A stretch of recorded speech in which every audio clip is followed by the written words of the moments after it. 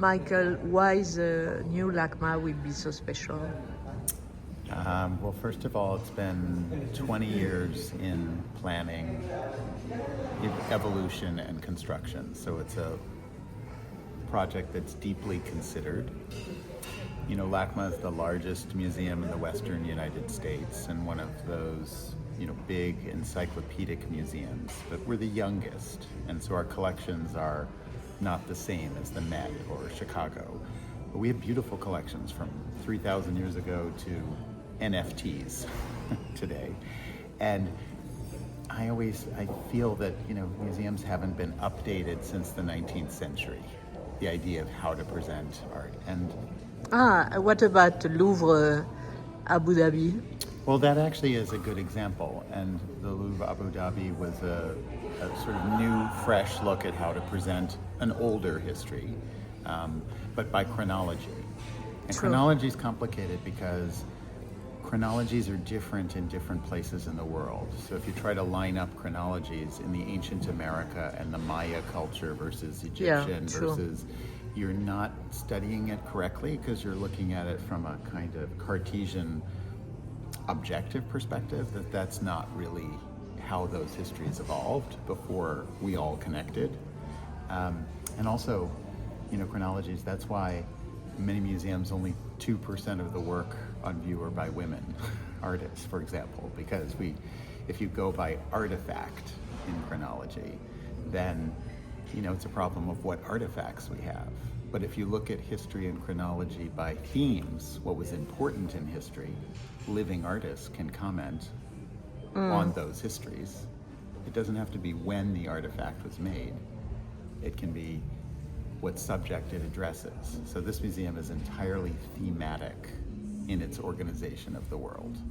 And so it has no chronology. It's a new organization. Yeah, it has no chronology, no nations, and no media distinctions. Now that doesn't mean there aren't sections that have chronology. It doesn't mean there aren't little pockets where you'll see all work made in the US, for example, or a nation, but it's not the point of it. The point of it is thematic. So not organized by which are the important artists, rather what's happening. Like so it's another vision of art history. Yeah, like if you look at some of our small gallery of American art in the late 19th and early 20th century, it's called Labor and Leisure, and it talks about the complexities of life. And in that gallery is John Singer Sargent and Thomas Eakins and Mary Cassatt and a Tiffany lamp and an important piece of furniture and Vandersea photographs and a George Bellows print.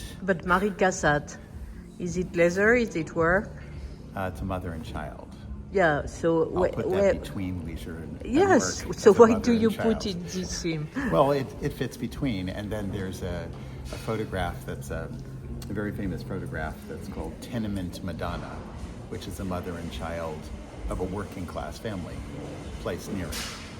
And so it's all thematic and thought about in terms of what's depicted and what things the art comes out of, rather than a chronology or just because it's made in America or famous artists. And so it's very fresh, and things are from a photograph this size to a painting as big as that window. And the idea behind it is also that it changes. We've designed the museum, Peter Zumthor designed the museum, so it is entirely horizontal. The entire world is on one floor. The world is flat.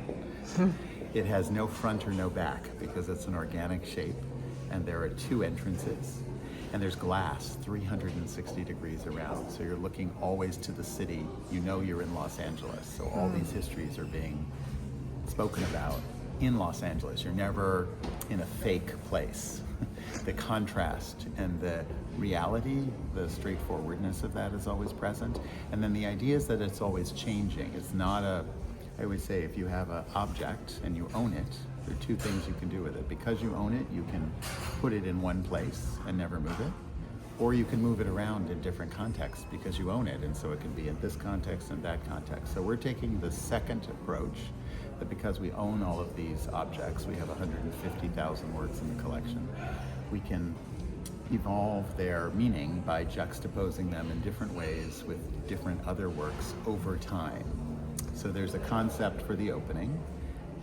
But if I'm someone who doesn't know much about art,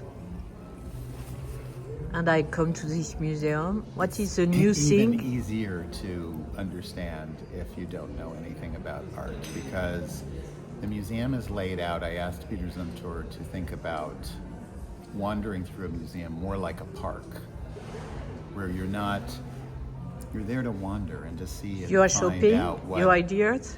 you're wondering. What do I love? Do I love that tree? Do I need to know its name at first? If I come back to it, I will learn more about it because I'll learn its name because I love it. But there's this way, artists, I was trained as an artist, and artists wander through museums. They're curious.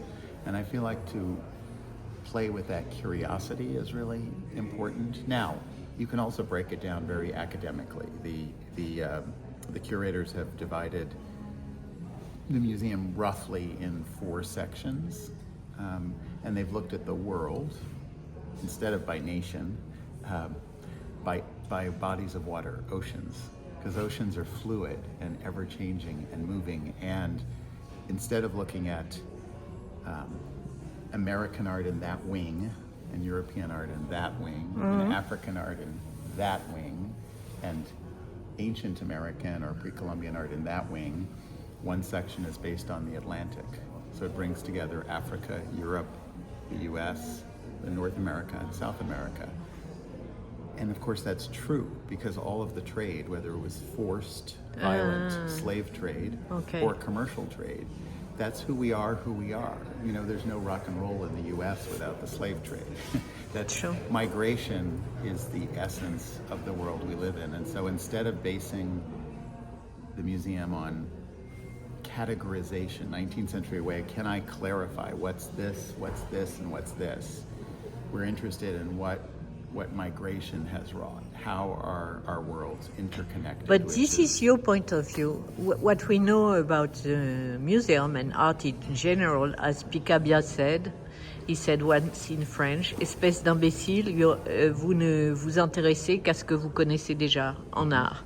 Which means, hey, you stupid, you only look at what you already know.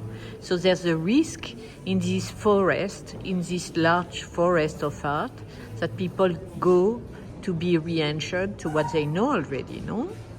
Well, it's hard to do that in this case because you might go because I want to see that beautiful Van Gogh painting of the stagecoach where he's waiting for Gauguin by train. It's a meditation on